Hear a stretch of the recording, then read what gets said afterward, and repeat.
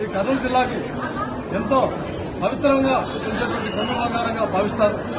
అందులో భాగంగా ఎందుకంటే ఆదిలక్ష్మణరావు గారు జీవించినప్పుడు లక్ష్మణరావు గారు ఏది చెప్తే ఒక వేదవక్క జరిగినటువంటి సందర్భాలున్నాయి. అందులో భాగంగా ఆనాటి నుండి ఈ రోజు వరకు 94 వరసమైనా కూడా ఆమె యొక్క ఆశయాలు, ఆమె యొక్క ఆధ్యాత్మిక చిత్తంలో ఈ రోజు వరకు కూడా మర్చిపోకుండా ఆదోని పట్టణ ప్రజలే కాకుండా చుట్టుపక్కల రాష్ట్రాల నుంచి కూడా ఇక్కడికి వచ్చి ఈ పండుగను ఘనంగా నిర్వహిస్తుంటారు. కావున ఆదోని పట్టణ ప్రజలు మరియు కర్నూలు పార్లమెంట్ ప్రజలందరూ సుఖశాంతులతో ఆయురారోగ్యాలతో ఉంటూ ఈ పండుగను ఘనంగా వైభవపేతంగా జరుపుకోవాలని చెప్పి ఆశిస్తున్నాను. సార్, ఎప్పుడైనా అమ్మవారు దర్శించారా? అమ్మవారి మహిమలు ఏమన్నా మీకు?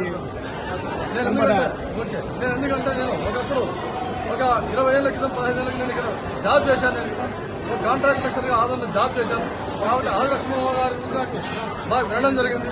ఎందుకంటే ఈ మహిమాన్వితురాలైన ఆదిలక్ష్మమ్మ గారి గురించి వినడం కూడా జరిగింది.